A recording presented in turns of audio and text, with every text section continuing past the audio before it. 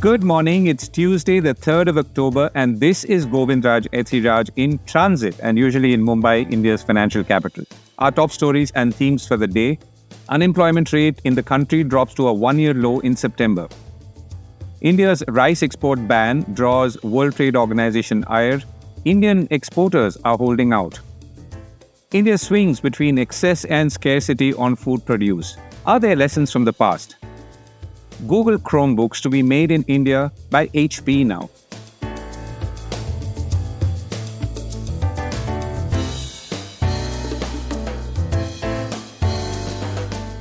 This is a Core Report with Govindraj Ethiraj. Unemployment rate drops. The link between unpredictable monsoons and the agricultural economy has been reducing over the years. Another indicator of this was India's unemployment rate, which dropped to a one-year low in September as joblessness in rural areas fell despite weak monsoon rains. Overall joblessness rate slid to about 7.09% last month from 8.1% in August. Data from the Center for Monitoring Indian Economy showed, according to Business Standard.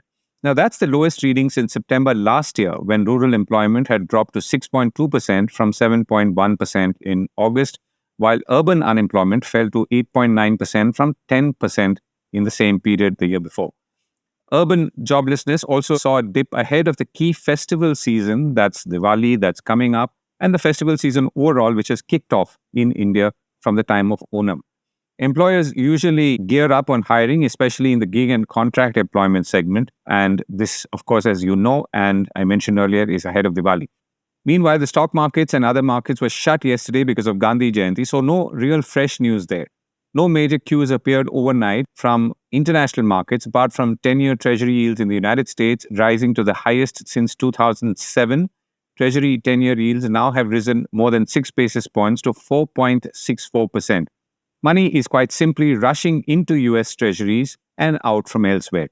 Speaking of rushing out, after sustained buying in the last 6 months, foreign portfolio investors have turned net sellers and pulled out over 14,767 crores from Indian equities in September, thanks to dollar appreciation, a steady rise in the US bond yields I just spoke of, and a spike in crude oil prices, the Business Standard is reporting. Before the outflow, foreign portfolio investors bought Indian equities in the last 6 months and had brought in 174,000 crores during this period. We are, as you know, tracking oil prices quite closely for, among other things, the domino effect it might have. Meanwhile, Reuters is reporting that Asia's crude oil imports slipped for a second consecutive month in September as refinery maintenance trimmed demand and the impact of higher prices began to weigh in. Arrivals of about 24.9 million barrels per day in September is down from August's 25.2 million barrels per day, said Reuters. Now, these figures obviously give you a sense on how crude oil flows are happening. Refinery is currently undertaking scheduled maintenance in the region. That's the interesting point. Our units at Reliance Industries, 1.2 million barrel per day complex in Jamnagar, that's in Western India, and plants in Vietnam, South Korea, and Taiwan.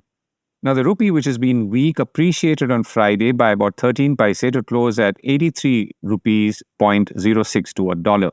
Now, there is no clear trend from this, of course, not at least at this point.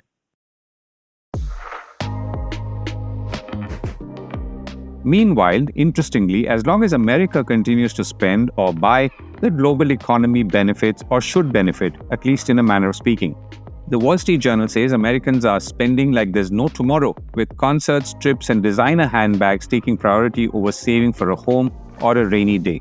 Interest rates are up, inflation remains high, pandemic savings have shrunk, and the labor market is cooling. And yet, household spending, the primary driver of the nation's economic growth, that's the United States, remains robust. Americans spent 5.8% more in August than a year earlier, well outstripping the less than 4% inflation, the Wall Street Journal says. It also says that there is an important difference this time, which is that it's an experience economy boom this summer, or services rather than products. Delta Airlines, for example, is reporting a record revenue in the second quarter, and Ticketmaster has sold about 295 million event tickets in the first 6 months of 2023, up nearly 18% year over year. Some of this in the United States, elsewhere in the world, and maybe in India too, is a post-COVID effect. But some, as I've spoken to, have suggested that this is more permanent.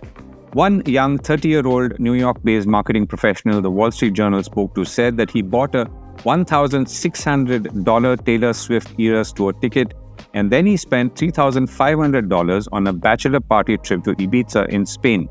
He and his fiancée also rent for $3,000 a month an apartment that would cost $1 million to buy. Some commercial real estate news. Speaking of renting, though not in New York, but in Mumbai, for example, real estate is one area, commercial or residential, where there is a clear and mostly upward trend back home, more in residential, of course. In the commercial space, the net leasing of office space in the top 7 cities in India has increased by 5% to about 10.3 million square feet in July to September. Despite global headwinds, real estate consulting agency JLL India said in a report quoted by Business Standard. Mumbai, however, saw a reduction in net leasing of office space to about 1.5 million square feet during the third quarter of this calendar year, down from 1.8 million square feet in July to September the previous year. However, in the first 9 months of 23-24, the absorption of office space was about 14% lower to the same period compared to last year. Hyderabad has led with the highest market share of 26%. Hyderabad is a city that we are encountering increasingly in real estate as well, followed by about 23% in Bangalore and 16% in the Delhi National Capital Region. The United States and the WTO have brought up rice exports ban at a meeting. The United States last week called India's export ban on non-Basmati rice an unnecessary trade barrier while asking for its immediate withdrawal at the World Trade Organization or WTO Agricultural Committee meeting. India had earlier imposed a ban on non-Basmati rice exports on July 20th and followed that up with a ban on lower-priced Basmati rice as well. The move had shocked global rice markets and set off panic alarms, including amongst NRIs world over, who, like in India, use non-Basmati rice for daily consumption, as opposed to the more flavorful Basmati, which is used for special meals like biryanis. India's non-Basmati rice exports are now down about 90% year-on-year in September, or just 10% as compared to last year, a New Delhi-based exporter told the Hindu Business Line. India has responded to the WTO charge by saying that the new ban was a regulation rather than a restriction, which was crucial for the food security of its 1.4 billion people, the Hindu Business Line reported. A Geneva-based trade official also told Business Line that India also pointed out at that WTO Agriculture Committee meeting on Wednesday that it granted exemptions from the export ban to those in need upon their government's requests. A group of WTO members led by the US said that India's export ban had had a detrimental impact on countries heavily reliant on imports, particularly during times of crisis, as India accounted for roughly 40% of global exports. India is now, by the way, supplying rice, that's non-Basmati rice, to countries like the UAE, Bhutan, Mauritius, and Singapore on a country-to-country basis, which it said it would do a month ago. Now, more than 2.5 months down, where do we stand on rice exports and what have been the takeaways so far on supply, demand, and on prices? And how has Basmati rice, including the segments of it, been faring in this period, particularly in terms of demand? I spoke with Vijay Setia, former president of the All India Rice Exporters Federation and also chairman and managing director of Chaman Setia Exports, makers of the well-known Maharani Basmati Rice brand. I began by asking him what the impact of this ban has been looking back. The first thing is that non-Basmati exports were happening on unrealistic prices because Government of India was doing a welfare scheme, a biggest in the world, that they were supplying rice to 80 crore people in India. And that was free rice, and large quantity of that rice was getting pilferage, reverse into the system. It was reconditions for exports. It was reconditioned to supply to the FCI, which FCI made some system to check, but I think still that is not possible to 100% stop it. First, Government of India noticed this thing that Indian rice is going at such a low price. They put 20% tax on our rice, non-Basmati exports. And government expectation was that now it is a fair price and export will little slow down. But nothing happened. Contrary to it, Indian exports of non-Basmati was higher by 5 to 7%. So then government came with the restriction that complete ban on non-basmati rice. This rice is required for our public. We have a large population, and this impact how it came into the market. When the free rice was coming in the market, the rice was selling for 20 rupees. Whether it was going for reconditioning and exports or it was going reconditioning for FCI supplies by millers. Once government withdraw this scheme of free rice, suddenly the price of that quality of rice shoot up from 20 rupees to 30 rupees in Indian market. And people who have sold at a lower price come out of their deals. They started making hue and cry that 30% inflation came into rice market. That was a correction. I won't say this was an inflation, it was a correction and it was required. Maybe government noticed this thing that our scheme is misused. People are not getting the desired benefit out of that. And I think government of India did a right thing. They withdraw their scheme of redistribution. So some people made this plea with their buyers that it's a force majeure, we cannot deliver. They went out of their deals. They renegotiated their deals. And after paying 20% duty, they started exports of rice and it was happening again. Since, as I already told, that exports were still on a higher side, the government came with a ban on non-basmati rice, which FCI distributes at the price of 3,400 rupees per quintal. Some people misuse the procedure of basmati. In basmati, APIDA is a custodian. They maintain a data. Before any export, you have to get permission from APIDA by registering online. This is my order. At this price, I have to export my rice. Unfortunately, when the 20% duty came, some people misuse basmati. They export non-basmati in the name of basmati and save 20% tax. Naturally, no government wants nonsense in its system. So suddenly, looking at basmati going at average 1,050 USD and someone exporting rice at 359, I think to overcome the situation, it should not be misused. They made it 1,200 minimum and they kept all the channels open. They sent their teams to all the 7 basmati producing states to meet the stakeholders, to take their view, to understand the scenario of basmati varieties. So everywhere they got one feedback that this time basmati crop, we have 5 dominant crops in basmati which are exported: 1121, 1401, USA, and 1718, and lastly 1509. The area under 1509 has gone up by 40%. So largest crop is going to be the 1509. Farmers are very happy with this crop. Credit to Government of India and ICR, they developed such a nice variety. It is a short duration variety. Farmers' income increases. They get higher yield from this variety, like 80,000 to 1 lakh rupees for 1 acre. Worst to worst crop, even then they are getting 70,000. So it fluctuates between 70,000 to 1 lakh as compared to non-basmati where they get 55 or 50,000. So farmers are happy.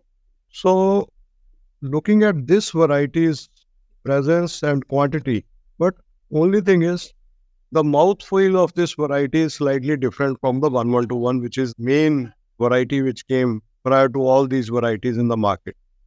So there are buyers for 1509, there are buyers for 121. But in last 5 years, the price tables have already fixed. If 1121 is selling for 1200 USD, and this rice may be selling for 900, 850 like that. So this season, looking at the huge and such a quantity of this, the trade suggested the government, instead of 1200 USD, you fix the minimum price control for registration with the APIDA. So you improve your system, you improve your control by putting 850, a minimum condition. So APIDA will be registering basmati rice with a minimum price tag of 850. Right. So this, of course, has to be notified. Am I right? You see, Minister has given instructions very clearly that do it, and all stakeholders were present in that meeting. The government concern is at 850 is people will mix the rice non-basmati with the basmati and export. which is not possible because non-basmati is selling at 450, and whosoever is buying, and 1509's price will be around 850 to 875. If anybody will be doing blending, that means the calculation will bring down the price below 850. Second, you will lose your buyer because it is a competitive word. If one is doing some mixing, other will tell him you are cheated. So I think nobody is in a position to mix non-basmati varieties into basmati. Right. So if I can ask you a broader question, Mr. Setia. So overall rice exports, now, has it achieved the outcome that we wanted to achieve? So the outcome that we wanted was to obviously keep domestic prices low. I think policy, we are moving in a correct direction by putting controls and reviewing it. As we are told, government has a keen eye on non-basmati parboiled rice exports. If they are going at a lower price, government will intervene because we need rice at a lower price in Indian market. For basmati, though they have assured that they will make MEP like 850, but they want us to perform better.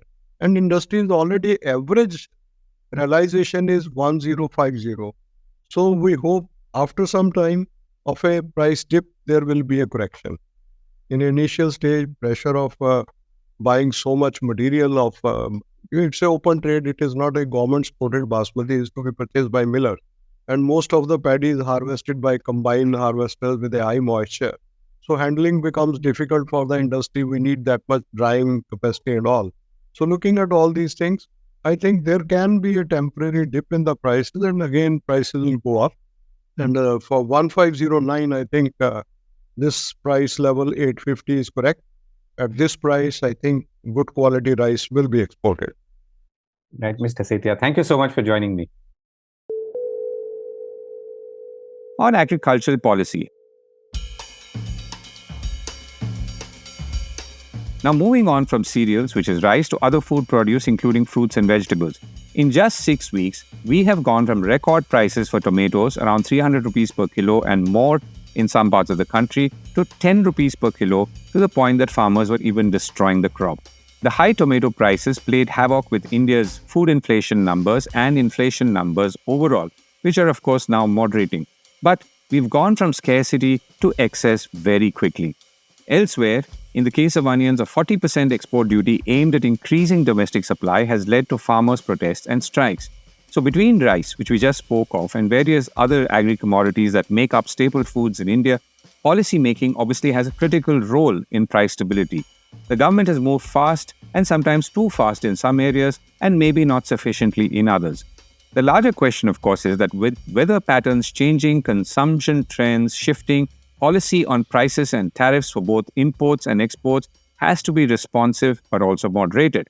Easier said. So what are the lessons from the past in this regard, and what can we learn from India's own swinging patterns of excess and scarce supply dynamics? And are there any templates, if any, so to speak? To get a wider perspective, I reached out to Siraj Hussain, former Agriculture Secretary to the Government of India and frequent columnist on agricultural and food production issues, and began by asking him why we were swinging so wildly and so suddenly between excess and scarcity, as we saw in the case of tomatoes. So, first of all, let me begin by giving a background. I was still in the Ministry of Agriculture when the National Horticulture Mission was launched in 2005. And since then, the production of both fruits and vegetables has more than doubled. So, that is a success story of Indian agriculture and the scientific practices which have come in the production of fruits and vegetables and the expansion to newer areas. So these are the developments which are contributing to production exceeding demand at certain point of time. Now, it is true that quite often the prices go very high and sometimes the prices fall very low. And as I have written, for certain fruits and vegetables, there are scientific techniques for better storage, preservation, etc. For example, peas. When we were children, peas were not available round the year. Now you get frozen peas round the year. Apples, for example. This CA technology has now made apples available almost round the year for 9-10 months a year. Earlier, domestic apples would not be available beyond March. So, for many of the fruits and vegetables, technology for storage is not available. Onion is one of them. Onion is slightly better off than tomatoes, so it cannot be stored. So, I think this fluctuation is a result of the failure to develop adequate technology for storing it for longer period of time. And therefore, when the crop comes to the market, there is glut like situation, and then no one knows what to do. And I think the government's options are limited. Okay, so if you're saying that these are recurring trends, then, and therefore we are driven more by supply trends rather than any effort to control it at the demand side, what could we do at this point? I mean, for example, could the same thing happen next year? Yes, same thing is very likely to happen next year also. What happens is that the processing of several of these commodities is at a very low scale, and therefore the Indian taste is for fresh fruits and vegetables. So we would like to eat fresh tomatoes rather than paste. Many people keep arguing that government should be promoting paste and processed tomato and things, but then processing brings its own problems. Sugar is added, preservatives are added. Indians don't like it. I think one of the good solutions given from time to time is better data. So if better data is available, how much crop is likely to come at what point of time, then I think the industry, trade, businesses, supply chains can also prepare better. I think non-availability of data is a big issue. And after 2018, for example, the horticulture statistics of India has not been published. It is not available on the website of National Horticulture Board. So when you say data, where exactly, for example, let's say in the case of onion or tomato, what is the data point that could have helped or will help in future to prevent this kind of glut? No, from which area we should expect crop to come in which month. So this is the kind of granular data which is needed. And I was expecting that with so much of money flowing into newer businesses, many new entrepreneurs would be able to generate this data, but I don't think we have succeeded there. And as a result, there is paucity of data, which results in glut like situations at many points of time. And then no one knows how to tackle it. So, for example, if it was known to corporates, FPOs, and bigger players that at certain such location there is going to be a glut, then I think they can better prepare, they can procure. I must say that the state governments have done very little to check food inflation, and hardly two or three states have set up their own price stabilization funds, even though the government gives up 50% grant for that. So state governments are totally hands off. If they were also tuned in, for example, they would buy in the times of glut, they would Okay. store it at least for 2 weeks or so. Even tomatoes can be stored, and then they would release it slowly. It is not easy, but at least at a small scale, it should be tried. But you're saying that this data was being published earlier until 2018 and is not being published now?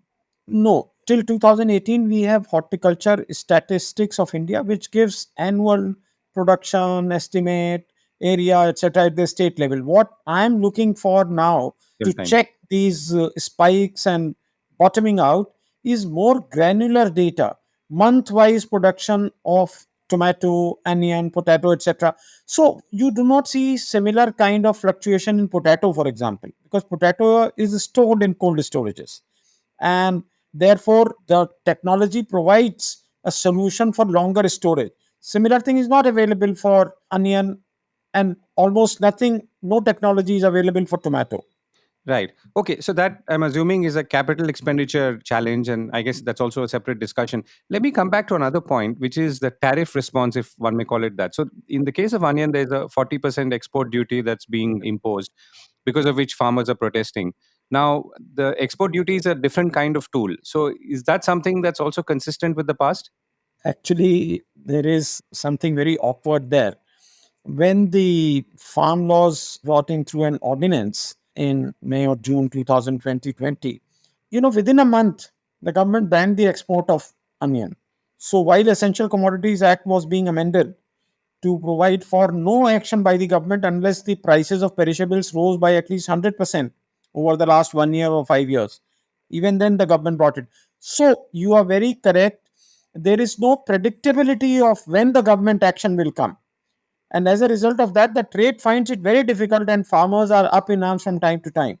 So there should be some mechanism which I'm sure Dr. Ramesh Chand in Niti Aayog and his colleagues can develop, that government action will be triggered only when the prices rise to a certain level.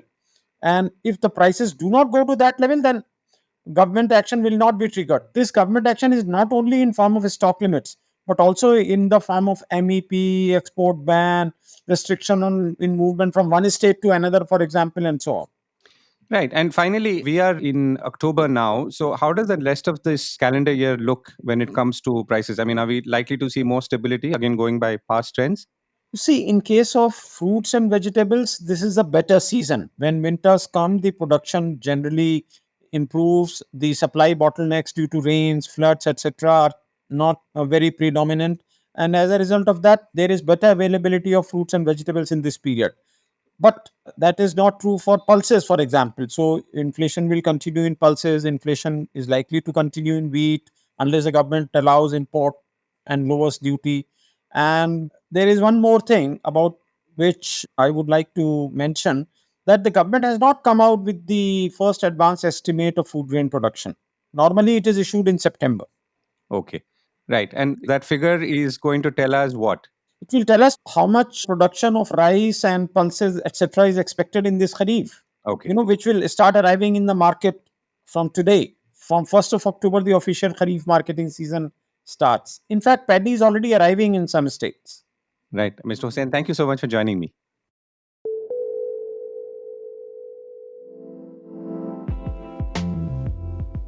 HP or Hewlett Packard will make Google Chromebook laptops in India from this week, Alphabet and Google CEO Sundar Pichai said on Twitter yesterday. We are partnering with HP to manufacture Chromebooks in India. These are the first Chromebooks to be made in India and will make it easier for Indian students to have access to affordable and secure computing, he said. Chromebook has had some success in the United States in the education segment, possibly leading to a similar focus here. Education in general has been a specific target segment for computer makers, laptop makers, and even chip makers like Intel, who have in the past targeted educational institutions, universities, and colleges. Chromebooks cost less than notebooks with proprietary operating systems contributing to it. Computer industry research firm IDC had estimated, according to reports, that just over 8% of Chromebook sales in 2022 were for commercial purposes compared to 72% for education and the remaining 20% for consumer use. IDC expects the business part of this equation to keep growing, but only slowly. Announcement came last week about the Chromebook manufactured in India, followed yesterday by Sundar Pichai's statement. The Chromebook devices will be manufactured at the Flex facility near Chennai, where HP has been producing a range of laptops and desktops since August 2020, it said in a statement reported by several news agencies. According to the statement, Chromebook, which comes with Google's Chrome OS or operating system, are the leading devices in K-12 education, helping over 50 million students and teachers around the world. HP has been expanding its manufacturing operations in India since 2020, and from December 21, it began making a wide range of laptops in India, including HP EliteBooks, HP ProBooks, and HP G8 series notebooks. Several manufacturers make Google Chromebooks globally. They include Lenovo, Dell, Acer, and Asus. And finally, the Nobel Prize for Medicine. Perhaps it was logical that the scientists at the front lines of the battle against COVID would get a Nobel Prize. But it's good news to know that they have finally and in fact got it. The Nobel Prize in Physiology or Medicine has been awarded to a pair of scientists who developed the technology that led to the mRNA COVID vaccine. Professors Katalin Kariko and Drew Weissman will share the prize. The technology was experimental before the pandemic, but has now been given to millions of people around the world to protect them against serious COVID-19. The same mRNA technology is being now researched for other diseases, including cancer, BBC News is reporting. The Nobel Prize Committee said that the laureates contributed to the unprecedented rate of vaccine development during one of the greatest threats to human health in modern times. Both scientists were told they had won by telephone yesterday morning and were said to be overwhelmed. Traditional vaccine technology has been based on dead or weakened versions of the original virus or bacterium, or by using fragments of the infectious agent. In contrast, the messenger ribonucleic acid or mRNA vaccines use a completely different approach. During the COVID vaccine, the Moderna and the Pfizer BioNTech vaccines were both based on the mRNA technology. Professor Carico and Professor Weissman met in the early 1990s when they were working at the University of Pennsylvania in the United States, when their interest in mRNA was seen as a scientific backwater, says the BBC. Catalin Carico is now a professor at the Szeged University in Hungary, and Drew Weissman is still working as a professor at the University of Pennsylvania. Well, that's it from me for today. I hope you had a long, good weekend and are rested and ready for the rest of the week. Do log on to www.thecore.in for our in-depth reporting and articles. Do subscribe to our newsletter as well, and do, of course, listen into our podcast and send us your feedback at govindraj@thecore.in. Have a great day.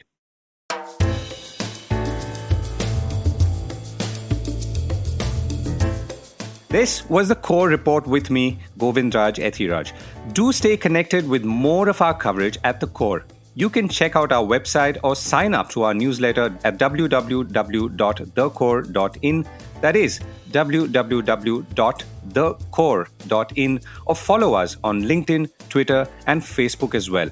Now, we would love your feedback on how we can make business more interesting and relevant to you, including our reporting on India's vibrant manufacturing sector.